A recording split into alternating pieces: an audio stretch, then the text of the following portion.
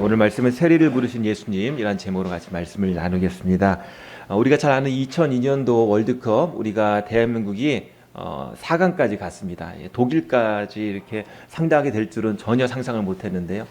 2002년도 전에 이제 2001년도에 히딩크 감독이 와가지고 먼저 대표팀을 맡고 여러 가지 뭐 밖에 해외로 나가서 이제 예선을 치르고 이렇게 준비를 하고 하는 기간 가운데 언론들의 그런 질타를 많이 받았습니다. 왜냐하면 히딩크 마음대로 한다. 좋은 선수가 있는데 왜 그 선수를 등용하지 않느냐.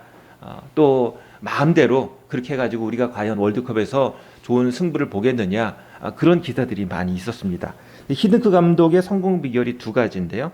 하나는 비전 제시. 당장 지금이 중요한 것이 아니라 목표를 향해서 나아가는 그 비전이 있어야 되고, 두 번째로 실력 위주로 평가하는 것. 축구 개개인의 유명세가 아니라 아직 뜨지 않았어도 그가 열심히 정말 축구를 사랑하고 열심히 실력이 있어서 운동을 잘 하는가, 그걸 본 겁니다. 그래서 이름 없는 선수들을 많이 기용을 했어요. 근데 사람들이 볼 때는 야, 이 사람들 프로 무대에서 뛰고 그랬는데 왜 이 사람을 기용 안 하냐, 그런 아쉬움이 있어가지고 뭔가 좀 다른 시범 경기에서 지고 그러면은 사람들이 야, 뭔가 잘못되는 거 아니냐 걱정을 많이 했죠. 근데 히딩크 감독이 원칙을 잘 지켜가지고 결국은 우리가 좋은 결과를 맺었다는 것을 알고 있습니다. 그러면 이렇게 대한민국 축구팀 이론을 뽑는 데 있어서도 원칙을 가지고 뽑았는데, 예수님은 제자들을 어떻게 뽑으셨을까요? 지난주에 우리가 베드로를 뽑을 때 어부를 뽑았습니다. 그리고 이 베드로, 예수님께서 이름까지 바꿔주셨는데 도망간 베드로를 또 같이 찾아가셔가지고 그의 배에 오르시고 또 그 배에 오르셔서 그물을 던져봐라, 그렇게 초청하시는 예수님의 모습을 우리가 보았습니다. 예수님께서 왜 베드로가 무엇이 좋아서 베드로를 그렇게 찾아가시고 그를 제자로 받아들이셨을까? 오늘 말씀 보면은 더한 사람이 나와요. 이 베드로보다 더 심각한 사람, 도대체 너무나 평범하고 너무나 이런 사람을 제자로 받아도 되는가, 그런 사람이 나옵니다. 예수님의 제자를 보면 유명한 사람이 없어요. 예수님이 십자가에서 돌아가시고 부활하시고 승천하신 다음에 예수님이 안 계실 때 제자 중에서 좀 특별한 유명한 사람이 나와가지고 새를 키워야 되는데 그런 사람이 아무도 없습니다. 한미천 잡은 사람도 없고, 유명한 정치가가 된 사람이나 또 부자가 된 사람이나 뭔가 좀 예수 믿는데 제자로서 든든한 후원자가 된 사람이 아무도 보이지 않습니다. 사도행전 19장 말씀 보면 바울의 에베소 전도가 나오는데요. 거기에 보면 주 예수의 이름이 세례를 받음으로 인해서 또 많은 사람들이 예수께 돌아와서 회개함으로 인해서 높임을 받고 또 주의 말씀이 흥왕하여 세력을 얻으니라, 이런 말씀이 나오거든요. 많은 제자들이 세워지는 현장에 보면 제자들의 이름이 나타나지 않아요. 거기에는 오직 예수님의 이름이 흥왕하고 세력을 얻으니라, 예수님의 이름이 높여지고 있습니다. 아까 예로 들었던 월드컵 게임 같은 경우도 우리가 월드컵 끝나고 남은 게 뭐죠? 그때 우리가 대단해서 빨간 옷 다 입고 응원해가지고 밤중에 그 늦은 시간에 12시에 빵 빠밤 가면은 다른 차가 또 빵 빠밤 하고 뭐 깃발 흔들고 막 얼굴에 빨갛게 칠하고 그런 것들.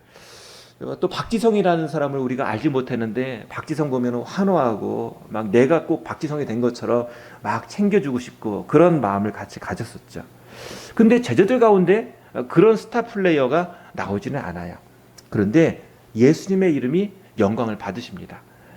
박지성 선수를 보면 막 박수치고 응원한 것처럼 예수님의 이름을 생각하면 그 이름에 헌신하는 사람들이 많이 나오게 되었습니다. 특징이 뭐냐면 사람의 제자는 그 제자가 잘 돼야지 그 제자가 또 나오고 또 그 제자가 잘 돼야지 또 그 제자가 나오는데, 예수님의 제자는 특징이 뭐냐면 제자들이 이름이 높여지는 것이 아니라 그 현장 가운데 예수님의 이름이 높여진다는 거예요. 뭔가 사람이 제자를 만들고 세력을 키우는 방식하고 많이 다른 것입니다. 왜냐하면 사람의 제자는 그 스승이 죽기 때문이에요. 그렇기 때문에 제자가 잘 돼야 돼요. 제자가 스승이 돼가지고 더 좋은 말들을, 그 사상을 발전시키고 그렇게 좋은 것들을 이뤄야지 제자가 또 생기는 거예요. 그런데 우리가 믿는 예수님은 죽으셔서 안 계시는 그 예수님이 아니라는 겁니다. 그곳에서 역사하시는 예수님, 예수님의 이름으로 우리가 선포하면 그 가운데 그 영혼이 살아나고 귀신이 떠나가고 병이 고쳐지고 하나님께로 돌아오는 영광 돌려드리는 그 역사가 일어났습니다. 그렇기 때문에 예수님의 제자가 된다는 것은 모두가 다 예수님 한 분의 제자가 되는 것이지 그 중에 어떤 특별한 사람의 제자가 된다는 개념이 아닙니다. 그래서 만약에 제가 여러분한테 제자 훈련을 합시다 하더라도 그 뜻이 뭐냐면 저를 배우고 배우라는 게 아니라 예수님의 직속적인 제자가 되라는 의미예요. 사람의 제자가 되라는 의미가 아닙니다. 오늘 예수님께서 제자를 부르시는데 베드로를 초청하셨죠. 베드로를 1대1로 부르셨어요. 그러면 예수님께서 나를 부르신다면 어떻게 부르신 건가요? 베드로 다음으로 나를 부르신 것이 아니라 베드로와 똑같은 위치에서 똑같은 사랑으로 우리를 불러주시는 것입니다. 주님께서는요, 제자를 부르시는데 특징이 뭐냐면 모든 사람을 차별 없이 부르십니다. 이게 은혜예요. 모든 사람을 차별 없이. 그래서 오늘 말씀 우리 같이 메모 보면서 마태복음 11장 28절 29절 말씀 같이 읽을 텐데요. 우리 화면으로 좀 띄워주시면 감사하겠습니다. 자, 우리 같이 한번 읽어보겠습니다. 시작. 수고하고 무거운 짐진 자들아 다 내게로 오라. 내가 너희를 쉬게 하리라. 나는 마음이 온유하고 겸손하니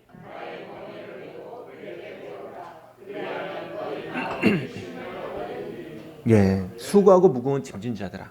우리가 다 무겁고 짐을 졌어요. 근데 예수님께서 한계가 있어가지고 누구는 제자로 받고 누구는 못 받고 그게 아니라 다 오라고 우리를 초청하십니다. 두 가지가 있죠. 다 내게로 오라. 그리고 오면 어떻게 합니까? 두 번째로 내게 배우라. 예수님께 와서 배우라는 겁니다. 이게 예수님께서 우리를 초청하시는데 예외가 없는 초청입니다. 우리는 다 예수님께 나와서 배워야 되는 거죠. 사람들의 상식대로 초청을 하지 않으세요. 우리 27절 말씀 같이 읽겠습니다. 그의 예수께서 나가사 레위라는 세리가 세관에 앉아있는 것을 보시고 나를 따르라 하시니, 예수님이 오늘 본문에 누구를 초청하시나요? 레위라는 세리. 이 레위라고 오늘 누가복음에 나오지만 다른 마태복음, 마가복음에 보면 마태라는 이름으로 나와요. 마태. 그래서 우리가 마태라는 이름으로 더 알려졌기 때문에 마태라는 이름으로 제가 오늘 설교 시간에 하도록 하겠습니다. 레위라는 이름은요 히브리식 이름이고요, 마태라는 이름은 로마식 이름이에요. 그래서 당시 로마식 이름으로 불렸던 마태, 이 마태를 예수님께서 제자로 초청하셨습니다. 근데 당시 세리라는 사람은 어떤 사람이었냐면 죄인들이라고 얘기하는 것만 아니라 세리와 죄인들이라고 불리는 사람들이었어요. 죄인들 속에 세리가 속한 것이 아니라 세리와 죄인들. 그러니까 이 세리라는 직업을 가진 사람은 죄인들 중에서도 특별한 직업, 특별한 죄인들이라는 거예요. 그래서 세리는 무조건 다 100% 죄인이다. 나쁜 사람이다. 벌받을 사람들이다. 그런 마음을 갖고 있었던 게 세리라는 직업이에요. 우리가 그 일제 강점기 때 순사들이 우리를 많이 괴롭혔죠. 독립운동하는 사람들을 감옥에 가두고 고문하고 그렇게 괴롭혔습니다. 그런데 우리나라 사람들이 가장 싫어하는 사람이 누구냐면 순사 중에서도 한국 사람 순사. 한국 사람 순사. 한국 사람, 우리 동네에서 같은 사람이었는데 오늘 순사로 활동하는 거예요. 서로 동네 사람들을 아니까 그 사람이 우리 민족, 같은 민족인데 더 악랄하게, 더 괴롭히고, 그 사람을 몰래 우리끼리는 알고 있었는데 다 일본한테 가가지고 고발하는 거예요. 이런 사람이 있다. 이런 태극기를 만들고 있다. 이런 일을 하고 있다. 독립운동을 하고 있다. 그걸 다 밀고 하고 감옥에 가두고 오히려 더 앞장서가지고 하는 사람이 바로 한국 순사였다는 거죠. 그래서 제가 우연하게 그 시나리오, 영화를 만드는 시나리오 대본 1948년도, 그러니까 해방한 지 얼마 안 돼서 만들어진 그 유관순이라는 시나리오 대본을 봤는데 거기에 보니까 그 대본 중에 대사가 뭐냐면 저 한국 순사, 저 사람은 아주 나쁜 사람이다. 너도 그 자리에 있으면 안 된다. 그러니까 태극기로 이제 대한 독립 만세 외치는데 거기 한국 순사가 보고 있으니까 너 그러면 안 된다 하고 고발하는 내용이 나오더라고요. 같은 민족이면서 그 민족을 배반하니까 사람들이 가장 혐오하는 사람이에요. 그 사람이 바로 세리였다는 거죠. 당시에 그 로마 사람들이 그 세금을 징수하는 방법이 뭐냐면, 먼저 로마 정부에서, 로마 황제가 각 지역에서 먼저 세금을 걷어가는 거예요. 나중에 걷어가는 것이 아니라 그냥 할당량을 먼저 걷어가 버리는 거예요. 당장 전쟁을 해야 되는 것이고 건물을 줘야 되니까 먼저 걷어갑니다. 그러면은 그 지역에는 분봉왕들이 자기가 뺏겼잖아요. 그 뺏긴 것 이상으로 그 지역에서 걷어들여서 채우는 거예요. 그러면 이제 분봉왕들이, 뭐 우리가 아는 헤롯이라든지 그런 사람들이 막 세리를 이제 들들들 볶아가지고 로마 병정이랑 붙여가지고 세금을 걷게 하는데, 세리가 거기다가 또 더 붙이는 거예요. 자기 몫을 더 붙이는 거예요. 그런데 세금을 언제 내냐? 정기적으로 직접세 1년에 한 번씩 내는 것만 아니라 각각 일들이 있을 때마다, 지역을 통과할 때마다, 뭐 다리를 통과하고 또 항구에 통과하고 국경을 건너갈 때마다 사람에 대해서만 아니라 짐승까지 다 세금을 걷는 거예요. 그러니까 그 동족들이 이를 부득부득 가른 겁니다. 저 세리 같은 사람 하면 가장 나쁜 사람이죠. 그런데 이 세리 마태는 이 갈릴리 지역에 있는 세관에서 일했던 사람 같습니다. 그런데 이 세관에서 일하고 있을 때 예수님이 그곳에 가면서 그 세리 마태한테 뭐라고 말씀하셨나요? 너 그러면 안 돼 라고 한 게 아니라 뭐라고 말씀하셨냐면, 나를 따르라 라고 말씀하셨어요. 예수님께서 그 잘못된 걸 탓한 것이 아니라 나를 따르라, 내 제자가 되라 라고 말씀하셨습니다. 이 이야기는 참 대단한 겁니다. 내가 너를 품겠다라는 뜻이에요. 예수님께서 그 세리란 사람이 어떤 사람인지 너무나 잘 아시잖아요. 근데 제자로 부르셨다는 것은 내가 너를 사랑하겠다, 내가 너와 함께 하겠다, 내가 너를 바꿔주겠다라는 그런 초청입니다. 제가 아침에 이제 교회 왔다가 집으로 가면 어쩌다가 이제 보는 풍경이 있는데요. 중간에 이쪽 아파트에 이제 거기 사는 사람인가 같아요. 어떤 이제 이 여자분이 강아지를 산책시키는데, 그 강아지가 특별한 강아지예요. 강아지가 이제 장애를 입은 강아지예요. 그래가지고 뒷다리가 이제 걷지를 못하는 거예요. 뒤가 마비가 되는지 질질 끌리는 거예요. 근데 허리 부분 해가지고 이제 휠체어처럼 이 바퀴를 달아준 거예요. 그러니까 앞다리로 이렇게 가고, 뒷다리는 이제 큰 휠체어 바퀴를 허리에다 이렇게 매가지고, 그 강아지는 뒷다리 발 두 개를 이제 그 휠체어 조그만 데다 이렇게 딱 걸치고 앞다리를 이렇게 막 계속 걷는 거야. 그 개를 아침에 산책시켜 주는 거예요. 그래서 보면은 사람들이 다 보자. 저도 그 광경을 안 볼 수가 없는 거예요. 만날 때마다 그 강아지를 보고, 그 다음에 또 누구를 볼까요? 그 주인을 보고. 이 강아지 얼마나 힘들까? 왜냐하면 보면은 그 잘 보니까 강아지가 기저귀를 차고 있는 거예요. 그러니까 이게 배변도 제대로 못 하는 거예요. 마비가 됐는지 이 힘든 겁니다. 그런데 그 강아지를 날마다 산책시켜주고, 그런 대소변 뭐 해주고, 목욕시켜주고, 밥도 주고. 근데 중요한 게 그 개가 되게 얼굴이 밝아요. 예, 힘없이 걷는 게 아니라 막 발발거리면서 막 이렇게 뛰고 막 그러는데, 걔가 이제 그 언덕이 있으니까, 언덕은 못 올라가니까 거기만 이렇게 잡아가지고 이렇게 뒤에서 쫙 밀어주더라고요. 그럼 밀어주니까 또 막 이렇게 뛰어요. 그래가지고 야, 이거 사람들 눈에 띌까봐 아침에 일찍 개 산책시켜주고 참 주인이 대단하다 생각이 되는데, 그러니까 강아지가 너 그렇게 사는 것도 용하다라고 생각들지만, 더 용한 거는 그 강아지를 받아주는 주인 참 용하다. 그 일이잖아요. 아침마다 일어나서 그냥 그 똥주머니 들고 강아지 그거 이렇게, 남들 시선이 얼마나 좀 그렇겠어요. 근데 그거 개의치 않고 당당하게 그렇게 옆에 서 있는 거예요. 근데 이게 이제 강아지면 그래도 괜찮은데, 사람 이야기면 참 마음이 아파요. 제가 이제 그 전에 교회 있을 때 그 세무사 한 분을 만났는데, 다른 교회 다니는 분인데, 그분이 이제 자기 그 자녀가 그 자폐증이 있는 거예요. 그래서 세무사면은 그냥 회계사인데 돈을 좀 벌잖아요. 그런데 그 버는 돈을 다 어디에 쓰냐면, 자기 자녀 자폐증 치료하는데 돈 다 쓰는 거예요. 그리고 최대한 사무실에서 이제 최소한의 시간만 거기에서 있고, 나머지 시간은 자녀와 함께 하는 거예요. 집에 가서 이제 집안일하고 그 자녀 뒤치다거리 하는 일을 다 하는 거예요. 근데 얼굴이 보면 그래도 좀 이렇게 밝고 또 좀 성숙한 느낌, 그죠? 이렇게 좀 점잖고 말도 논리적으로 잘 하는데 자기를 잘 하는데 그런 것에 대해서 인생을 잘 끌어안고 가는 그런 좋은 모습을 볼 수 있어가지고 야 대단하다라는 생각이 들었습니다. 제가 책을 이번 주에 읽다가 그런 이야기 또 같이 있더라고요. 정신과 의사인데 둘째를 낳았는데 둘째가 그런 자폐증이 있는 거예요. 한 2살, 3살 돼가지고 이제 자기가 의사니까 자기 부인보다 먼저 발견을 했어요. 그러고 나서는 이제 바꾼 게 뭐냐면 그 전까지는 의사니까 돈을 많이 벌잖아요.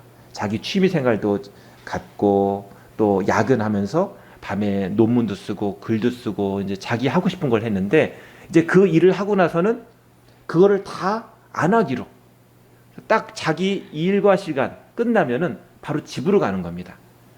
누구를 위해서요? 자기 아들을 위해서. 그래서 아들을 위해서 목욕시켜주고 이제 그 아들과 시간을 최대한 갖고자 노력을 하는 겁니다. 이게 바로 부모님의 마음이에요. 오늘 예수님께서 그 세림 마태를 받으셨다는 거. 왜 그런 사람 받으시지? 사랑하지 않으면 받을 수 없는. 남들의 이목과 상관이 없어. 사랑하니까 이목이 신경 쓰이지 않는 겁니다. 그게 바로 예수님의 마음이라는 거죠. 이런 마음 때문에 우리가 예수 믿는 겁니다. 우리가 예수님 앞에 나갈 용기를 얻는 거예요. 그거 아니면 남들 이목 때문에 내가 구차하게 예수님 믿을 필요가 있나? 인생 막 살지. 근데 주님의 사랑이 크니까 거기에 우리가 응답해가지고 주님 감사합니다. 이게 은혜군요. 하면서 믿음으로 나아가는 거예요. 그래서 예수님은 우리의 인생에 투자하신 거예요. 십자가에 달리신 겁니다. 그리고 우리를 위해서 그 흘리신 보혈을 가지고 이제 우리에게 뭐라고 말씀하시는 거예요? 내가 너를 사랑한다. 나와 함께 하자. 초청하시는 겁니다. 여기에 마태가 어떤 마음으로 응했나요? 우리 28절 같이 읽어보겠습니다. 그가 모든 것을 버리고 일어나 따르니라. 마태가 예수님의 마음을 알았는지 몰랐는지 모르겠지만 모든 것을 버리고 일어나 따랐습니다. 세리는 돈을 많이 벌었잖아요. 그런데 이 인생의 원리가 똑같아요. 돈의 가치를 알고 돈 벌기를 위해서 힘쓰는 사람들은 나중에 뭘 하냐면 야, 돈이 모을수록 부족하구나. 이걸 깨닫는 거예요. 돈을 많이 벌어가지고 부자 동네에 이사 왔어요. 근데 그 동네에 살다 보니까 돈 더 많은 사람이 있는 거예요. 상대적으로 박탈감을 느끼는 거예요. 내가 돈을 5억을 모았어요. 열심히 모았어요. 근데 옆에 사는 사람들은 50억짜리에 사는 거예요. 박탈감을 느끼는 거죠. 그래서 돈 모아가지고 또 했어요. 그랬더니 어떻게 돼요? 나는 그 전까지 200만 원짜리 명품백을 자랑했는데 그 동네는 2천만 원짜리 명품백을 자랑하는 동네였어요. 돈은 모아도 끝이 없고 항상 우리가 이게 인생의 원리예요. 권력도 마찬가지입니다. 이거 권력 하나 더 가지면 반장 하나 했으면 또 뭐 했으면 그랬는데 나중에 그 권력의 위치에 오르면 내가 권력이 아직 약하구나. 그걸 느끼는 겁니다. 외모도 마찬가지예요. 이 정도면 괜찮지 않는데 그 세계에 들어가면 이거 고쳐야지 저거 고쳐야지 한도 끝도 없습니다. 행복의 조건은요. 내가 끊임없이 뭘 갖춘다고 갖춰지는 게 아닙니다. 결국 행복의 조건이라고 생각했던 것이 나중에 불행의 조건이 되는 거예요. 왜? 그 갈구함이 채워지지 않는 것입니다. 이게 인생의 법칙이에요. 세리로서 성공할 줄 알았어요. 개처럼 벌어가지고 성공할 줄 알았어요. 남들의 이목과 상관없이 이렇게 벌면 될 줄 알았어요. 그런데 그게 아니라는 걸 깨달은 겁니다. 근데 중요한 것은 거기에 탈출구가 없는 거예요. 제가 옛날에 유학 공부를 하면서 이제 어학원 다녔는데 그때 서울대생을 만났어요. 그도 마찬가지로 이제 영어 공부 해가지고 뭐 미국 유학 가야 되니까 열심히 공부하는데 그분이 얘기하기를 자기도 열등감 느낀다는 거예요. 왜? 서울대면 괜찮을 줄 알았는데 거기서 경쟁하다 보니까 더 잘난 사람들이 너무나 많다는 겁니다. 공부를 해도 더 똑똑한 사람이 너무 많은 거예요. 끊임없이 우리는 비교할 수밖에 없어요. 사람이기 때문에. 왜 그렇죠? 끊임없이 우리는 두려운 거예요. 불안한 겁니다. 계속 달려가야 되는 거예요. 쉬지를 못하는 겁니다. 마태는 그걸 아는 거예요. 돈으로서 해결할 수 없는 걸 아는 겁니다. 대안이 없다는 걸 아는 거예요. 그런데 예수님께서 초청하실 때 예수님 초청에 응했습니다. 자, 우리 마가복음 1장 15절 말씀 같이 읽어보겠습니다. 이르시되 때가 찼고 하나님의 나라가 가까이 왔으니 회개하고 복음을 믿어라 하시더라. 때가 찼다는 거예요. 주님께서 우리에게 주는 메시지 뭐냐면 지금의 때가 이런 때다라고 알려주시는 거예요. 우리는 때에 대한 상관없이 무조건 열심히 달려왔는데 예수님의 말씀, 때가 찼다는 겁니다. 또 세례 요한도 마찬가지로 회개하라. 지금은 회개의 때라는 겁니다. 오늘 주님께서는 우리에게 지금이 어떤 때인지를 알려주시는 거예요. 우리가 운전하다 가다 보면 길을 잘못 들었으면 어떻게 되죠? 당장 유턴을 해야 되는 거죠. 근데 지금까지 온 것이 아까가지고 좀 더 가다가 꺾어야지 그러면은 기름값만 더 낭비하는 겁니다. 시간과 관련된 헬라어가 두 가지 단어가 있는데요. 하나는 카이로스, 또 하나는 크로노스예요. 이 카이로스는 그리스 신화에 나오는 제우스의 아들이기도 한데요. 이 동상을 보면은 이상하게 생겼습니다. 이 카이로스는 어떻게 생겼냐면 앞머리는 수북해요. 근데 뒷머리는 대머리예요. 그리고 발에는 날개가 달렸어요. 이게 뜻이 뭐냐면 빨리 간다는 거예요. 발에 날개가 달렸으니까 빨리 가는 특징이 있고, 이 카이로스가 다가올 때 앞에서는 잡기 쉬워요. 앞머리가 수북하니까. 근데 뒤에서는 못 잡아요. 왜? 대머리니까. 이 카이로스의 뜻이 뭐냐면 기회라는 뜻이에요. 기회. 그래서 기회가 왔을 때 빨리 잡아야 돼요. 근데 놓치면 못 잡아요. 기회는 후딱 지나간다는 뜻입니다. 카이로스. 그래서 이 카이로스라는 시간의 의미는 뭐냐면 특별한 시간이에요. 어떤 선택의 시간, 은혜의 시간. 그 시간이 왔을 때 당장 붙잡으라는 겁니다. 그리고 또 하나의 시간이 무엇이냐면 크로노스예요. 크로노스. 크로노스는 쭉 흘러가는 1초, 2초, 3초, 4초 흘러가는 시간이에요. 그래서 이게 하루가 되고 한 달이 되고 1년이 되고 크로노스의 시간이에요. 그래서 쭉 흘러가는 시간. 그런데 오늘 하나님께서 우리에게 주시는 때를 알라는 건 뭐냐면 첫 번째로 카이로스예요. 선택의 때가 있다는 겁니다. 지금 주님을 붙잡고 회개하라는 거예요. 하나님께서 주시는 이 시간 가운데, 이 은혜 시간 가운데 믿음으로 나가는 겁니다. 이게 우리가 가져야 될 카이로스를 사는 모습이고요. 두 번째로 카이로스만 중요한 것이 아니라 크로노스도 중요합니다. 우리가 주님을 믿고 살기로 했다면 그 다음에 어떻게 돼요? 매일매일의 삶 가운데 우리가 순종하면서 헌신하면서 믿음으로 사는 게 중요한 것입니다. 주님 제자가 되겠습니다 라고 선택을 잘했지만 그 다음에 매일매일 예수님과 살아가는 게 제자됨을 배우는 시간이에요. 오늘 마태가, 세리가 예수님을 따라가기로 그렇게 순종했다면 순종 참 잘했어요. 선택 참 잘했어요. 그 다음에 뭘 해야 돼요? 매일매일 주님을 따라가는 겁니다. 이탈하지 않고 주님께 배우는 거예요. 예수님께서 아까 수고하고 무거운 짐진 자들아 다 내게로 오라 초청하셨고 내게 배워라라고 말씀하셨잖아요. 배운다는 건 뭐냐면 이제 매일매일 그렇게 주님 따라가겠습니다. 주님 말씀 듣겠습니다. 이 뜻이에요. 이걸 해야지 제자가 되는 것입니다. 자, 이제 레위가 예수님을 초청해가지고 이제 자기 집에서 잔치를 벌여요. 예수님 제자가 된 것 너무 감사합니다. 저를 받아주니 감사합니다. 그러면서 잔치를 벌이는데요. 29절 말씀 같이 읽어보겠습니다.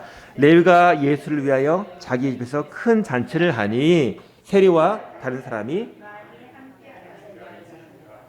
이제 레위가 내가 예수님의 제자가 되었다는 걸 공식화하는 거예요. 친구 세리들을 다 초청해가지고 많은 사람들을 초청해가지고 집에서 잔치를 벌입니다. 자, 그렇게 잔치를 벌이고 하는 데 있어서 예수님께서 그 이유가 뭔가요? 예수님께서 그곳에 가셔서 참여하시고 함께 기뻐하시는데 이유가 뭐냐면 우리 32절 같이 읽어보겠습니다. 내가 의인을 부러 온 것이 아니요 죄인을 불러 회개시키러 왔노라. 예수님이 관심을 갖는 사람이 있는데 특별히 죄인들, 마음이 아픈 사람들, 그 인생이 아픈 사람들, 주님께서 그 사람들에게 더 관심을 가지신 것입니다. 그런데 오늘 의인이라고 생각하는 무리가 있었어요. 그들은 그 잔치에 가지도 않고 방관하고 그것을 비판하는 사람들이었어요. 누구냐면 바리새인과 서기관들이었습니다. 그들은 스스로 의인이라고 생각하면서 율법을 잘 지키고 금식도 하고 기도도 열심히 하는 사람이라고 생각했는데, 그들이 예수님 앞에 나는 의인입니다, 저 세리 나쁜 사람들입니다 라고 그렇게 예수님한테 그렇게 질문을 하고 있습니다. 그런데 예수님께서 보시는 시각은 다르죠. 우리 요한일서 1장 8절입니다. 같이 읽겠습니다. 만일 우리가 죄가 없다고 말하면 스스로 속이고 또 진리가 우리 속에 있지 아니할 것이요. 내가 하나님 앞에 의인이라고 얘기하는 것은 스스로 속이는 거예요. 내 양심은 너 그렇지 않은데, 진리가 그 속에 있지 않은데 너 죄를 짓잖아. 오늘 그 양심이 있다는 거예요. 예수님께서 바리새인들에 대해서 얘기할 때 겉은 회칠한, 겉은 아주 그냥 하얀데 속은 시체 썩은 내가 나는 그런 삶을 고발하고 계십니다. 우리의 겉모습을 보시는 것이 아니라 주님께서 우리의 마음을 보고 계세요. 로마서 6장 23절 죄의 삭은 사망이요 하나님의 은사는 그리스도 예수 우리 주 안에 있는 영생이니라. 죄의 삭은 사망이라는 거예요. 죄의 바이러스는 100% 치사율입니다. 죄가 있으면 다 죽을 수밖에 없어요. 심판받을 수밖에 없어요. 천국은 누가 들어가냐면 착한 사람이 들어가는 것이 아니라 죄를 회개한 사람이 들어가는 곳이 천국입니다. 오늘 주님께서 찾으시는 이 죄인, 이 사람들이 천국 간다는 것입니다. 회개란 의미가 뭐냐면 헬라어로 메타노이아인데요, 마음을 바꾼다는 뜻이에요. 마음을 바꾸지 않으면, 예수님 앞에 마음을 바꾸지 않으면 누구도 의인이 될 수가 없습니다. 그런데 회개에서 가장 중요한 것, 회개의 대상이 중요해요. 누구한테 회개하는 거죠? 내 자신에 대해서 회개하는 것도 아니고 다른 어떤 부모님이나 다른 유명한 사람한테 회개하는 것이 아니라 예수님께 회개하는 겁니다. 거기에서 죄 사함이 있게 되는 겁니다. 우리 30절하고 33절 말씀 같이 읽어보겠습니다. 바리새인과 그들의 서기관이 그 제자들을 비방하여 이르되 너희가 어찌하여 세리와 죄인과 함께 먹고 마시느냐. 33절 그들이 예수께 말하되 요한의 제자는 자주 금식하며 기도하고 바리새인의 제자들도 또한 그리하되 당신의 제자들은 먹고 마시나이다. 이 바리새인과 서기관들이 보는 건 뭐냐면 이 세리들이 또 당신 예수님의 제자들이 하는 일을 보니까 정말 하나님을 경외하는 제자가 아닌 것 같습니다. 맨날 어떻게 잔치를 벌입니까? 맨날 먹기만 합니까? 우리처럼 금식을 좀 하십시오 라고 얘기를 하고 있습니다. 세리와 죄인들과 먹고 마시기만 하지 말고 좀 금식 좀 하고 좀 기도 좀 하시고 그렇게 하라고 오히려 예수님한테 조언을 하고 있는 것입니다. 그럴 때는 예수님께서 이렇게 말씀하시죠. 우리 34절 읽겠습니다. 예수께서 그들에게 이르시되 혼인집 손님들이 신랑과 함께 있을 때에 너희가 그 손님으로 금식하게 할 수 있느냐.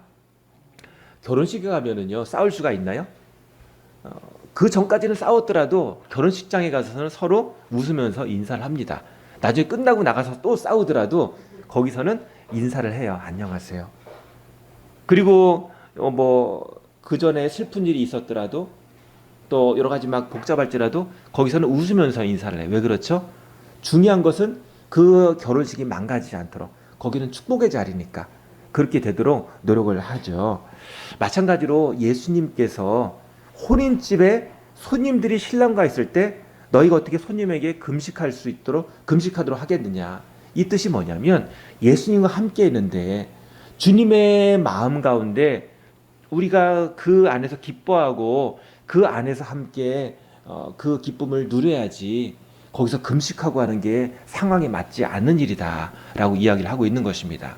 우리는 예수님을 믿는데 예수님 저 금식할게요. 저 오늘 성경 일도 끝나는 날입니다.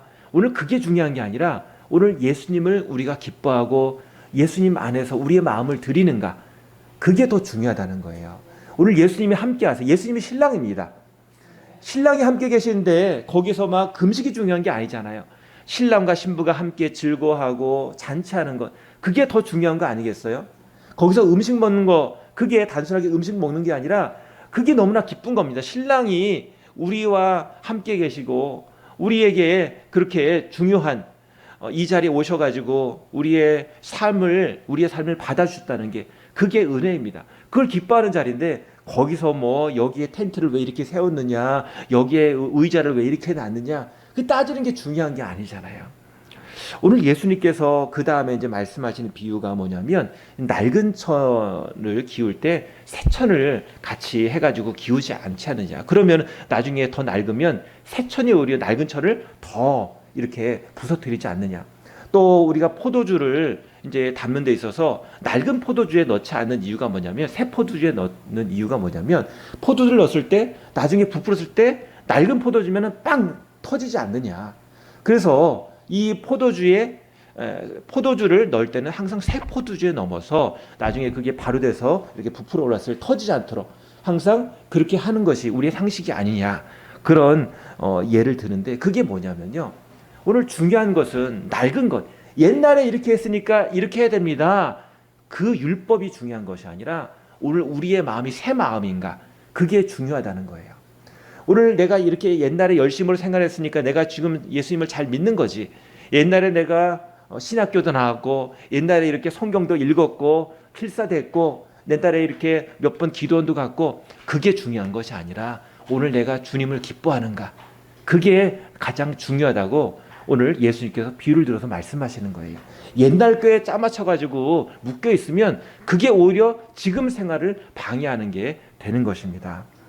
오늘 우리의 삶 가운데 중요한 것이 무엇입니까? 오늘 주님이 나의 새로운 기쁨이 되고 있는가? 서기관과 바리새인들은 옛날에 그 구약 율법을 가지고 거기에 글자에 묶여있는 구세주를 얘기하는데, 오늘 예수님이 그 앞에 있는데 그걸 모르고 있는 거예요. 메시아가 바로 앞에 있는데 그걸 모르고 있는 것입니다. 자, 그래서 우리 마지막 우리 마태복음 5장 3절 4절 같이 읽겠습니다. 심령이 가난한 자는 복이 있나니 천국이 그들의 것이며, 애통하는 자는 복이 있나니 그들이 위로를 받을 것이며. 이게 마태복음 말씀이잖아요. 이 마태복음은 누가 썼냐면 이 세리 마태가 썼어요. 지금 제자로 된 마태가 이 마태복음을 썼어요. 그리고 마태복음 5장, 이 산상수훈 말씀인데 우리가 너무 잘 아는 말씀, 팔복 말씀이잖아요. 이 팔복 말씀이 특별히 마태복음에만 나와 있습니다. 심령이 가난한 자는 복이 있나니 천국이 그들의 것이며, 애통하는 자는 복이 있나니 그들이 위로를 받을 것이며. 누가 복이 있습니까? 마음이 가난하고 애통하는 사람. 오늘 마태 자신이 그런 사람이었어요. 천대받는 사람이었고, 또 돈으로 자기 인생을 세우려다가 실패한 사람이었어요. 그런데 예수님께서 그를 부르시고 찾아오셔가지고 그를 기뻐하시니까, 체면 안 차리시고 예수님께서 그를 안아주시고 그를 삶의 한가운데로 불러주시니까 너무나 감사한 겁니다. 그래서 이게 마태의 신앙 고백이 아닌가, 그런 생각도 들 정도로 정말 심령이 가난한 자는 복이 있나니 천국이 그들의 것이며, 애통한 자는 복이 있나니 그들을 위로를 받을 것이며. 오늘 주님께서 우리에게 이런 마음을 도전하시는 것 같습니다. 오늘 너는 주님이 자격이 있어가지고 너를 부른 것 같니? 그게 아니라는 거예요. 주님께서 나를 부르실 때 마태가 특별한 죄인이고 나는 의인이고 그게 아니라는 거예요. 만약에 우리가 그런 마태와 나를 구분하는 마음이 있다면 우리는 서기관과 바리새인 같은 그런 마음인지도 몰라요. 내가 이렇게 했으니까 주님 잘 믿는 거 아닙니까? 근데 행위로 믿는 게 아니거든요. 우리는 은혜로 믿는 거거든요. 그래서 우리는 다 주님 앞에, 주님, 내가 주님을 사랑하기 원합니다, 이 고백이 있기를 소망합니다. 마지막으로 베드로전서 1장 8절 9절 말씀 보면은요, 예수를 너희가 보지 못하였으나 사랑하는도다, 이 말씀이 있거든요. 예수를 보지 못했지만 사랑하는도다. 우리가 예수님을 직접 눈으로 보지 못했지만 우리가 하나님의 말씀을 우리가 배우면서 주님을 따라가면서 주님을 더 사랑하기를 원합니다. 우리의 마음 가운데 구경꾼의 마음이 아니라 믿음의 마음이 있기를 소망합니다. 이 시간에 우리 찬송 같이 부르실 텐데요, 우리 찬송가 305장 부르시면서 주님, 오늘 마태의 고백이 우리의 고백이 되기 원합니다. 나 같은 죄인 살리신 주님 감사합니다.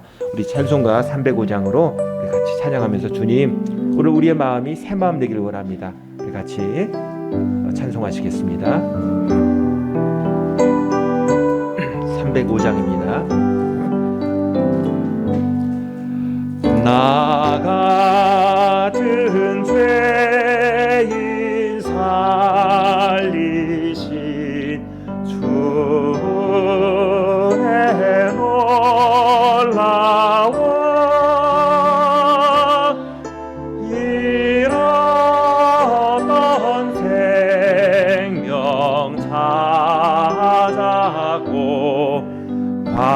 생명을 얻었네. 큰 죄악에서 큰 죄악에서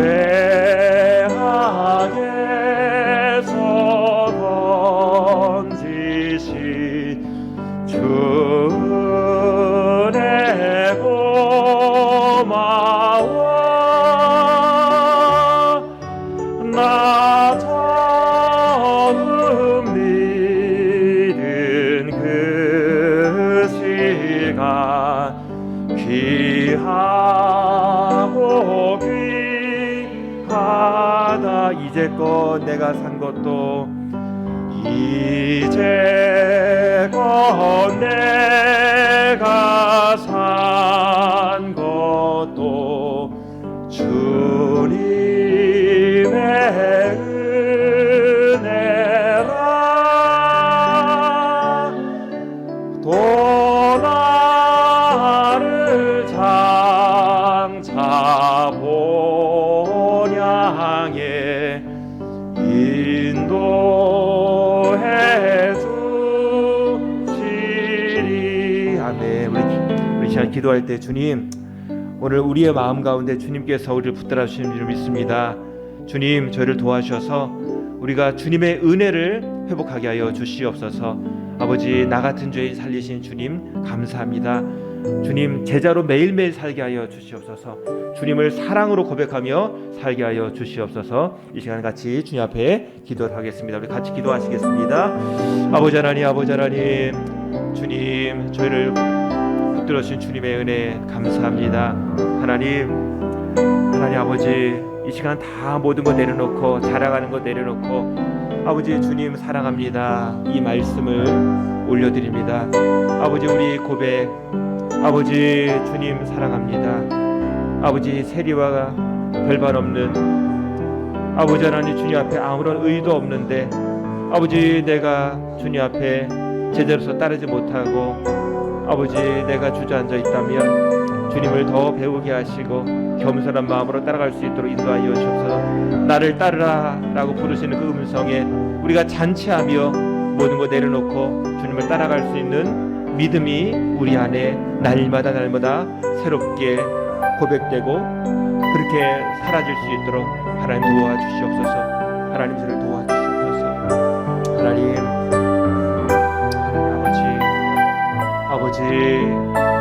아버지, 우리가 굳어지지 않게 하여 주시옵소서. 날마다 새 마음을 허락하여 주시옵소서. 날마다 우리를 끌어안으시고 날마다 우리를 씻기시는 주님, 아버지, 우리가 그 사랑의 마음을 깨닫지 못하고 너무나 어린 아이처럼 너무나 아무것도 모르는 그런 마음으로 우리가 살고 있지는 않은지요. 주님, 주님의 마음을 알게 하시고 주님의 마음을 배우게 하시고 주님의 마음으로 우리가 새롭게 되게 하여 주시옵소서. 어린아이처럼 살지 않게 하시고 우리의 믿음도 장성하여 자랄 수 있도록 하나님 인도하여 주시옵소서. 주님 도와주시옵소서. 주님의 사랑을 알게 하여 주시옵소서.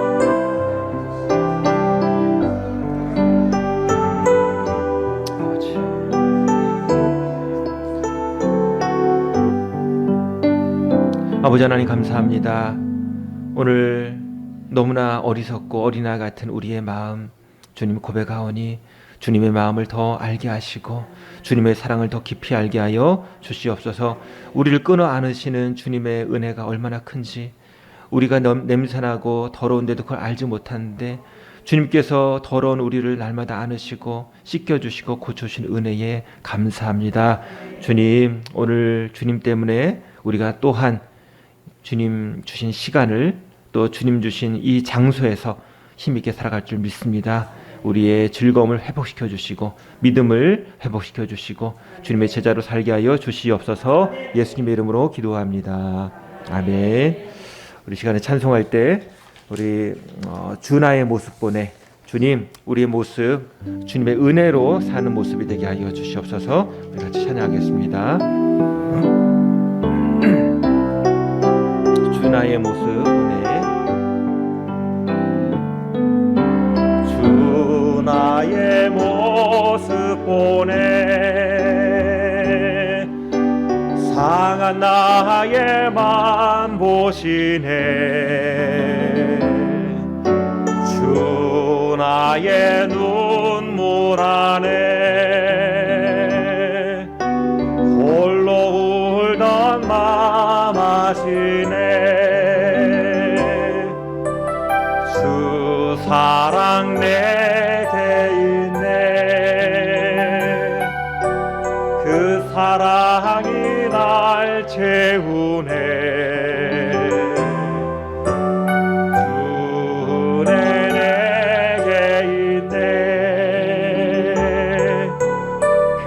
그네로 날 세우네.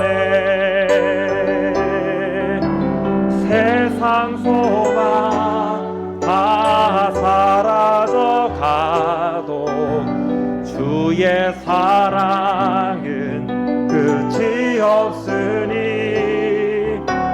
살아가는 이 모든 순간이 주 은혜임을 나는 믿네. 세상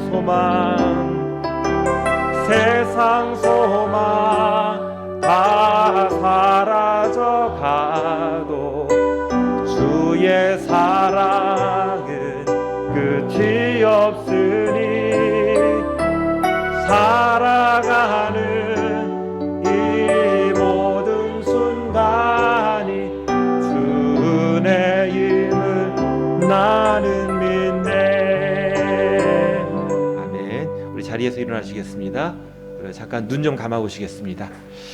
지금 우리가 찬양으로 고백한 것처럼 살아가는 이 모든 순간이 주 은혜임을 나는 믿네 고백했습니다. 이 시간 한번 숨을 좀 크게 한번 들이쉬어 보시고요. 내 폐 속에 숨이 가득 들어오도록 오늘 우리의 공간을 단순하게 공기가 채우는 것이 아니라 주님의 사랑이 채워줄 믿습니다. 또 우리가 밟고 있는 이 땅, 주님의 손길로 지어진 이 땅에 우리가 서 있습니다.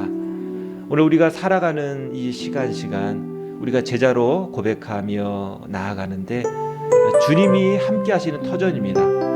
우리의 노력만으로 우리의 땀과 피로만 살아가는 곳이 아니라 주님께서 함께 하시고 우리에게 주신 시간 가운데 장소 가운데 살고 있습니다. 오늘 이 고백을 우리가 하면서 주님, 내가 제자로 사는 것이 얼마나 큰 은혜인지요. 주님의 은혜가 먼저 바탕으로 깔려 있고 내가 거기에 순종하는 것, 내가 주님 앞에 믿음으로 그렇게 하겠습니다. 이 고백만 했을 뿐인데 주님께서 나를 붙들어 주셔서 매일매일 새로운 시간을 허락해 주시고 새로운 삶의 터전을 허락해 준 줄 믿습니다. 오늘 우리가 은혜를 먼저 보기를 원합니다. 우리가 어두울 때 그때야 비로소 밤하늘에 빛나는 별들을 보는 것처럼 때로 어려움을 통해서 주님의 은혜를 깨닫습니다. 또 우리가 어두울 때 주님의 말씀이, 사랑의 말씀이 얼마나 귀한지 그때 깨닫게 됩니다. 우리가 서기관과 바리새인처럼 내 의가 차 있으면 주님의 의를 깨닫지 못합니다. 이 시간 우리가 믿음으로 고백했던 것처럼 주님 감사합니다. 주님의 손, 주님의 큰 손, 주님의 큰 은혜의 손길, 주님의 그 손길을 붙잡습니다. 우리 같이 한 10초 정도 주님 감사합니다. 제자로 살겠습니다. 믿음으로 살겠습니다. 우리 같이 기도하겠습니다. 하나님 아버지, 우리가 혼자 있는 자리가 아닙니다. 주님이 함께 하십니다. 주님이 인도하십니다. 주님, 우리의 삶에 채워주시는 분, 우리를 넉넉히 붙들어주시는 분 주님이십니다.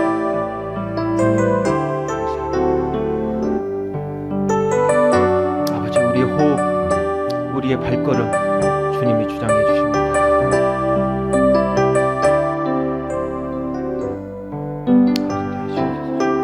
제가 기도하겠습니다. 주님, 큰 죄인을 받아주시고 사랑으로 품어주시니 감사합니다.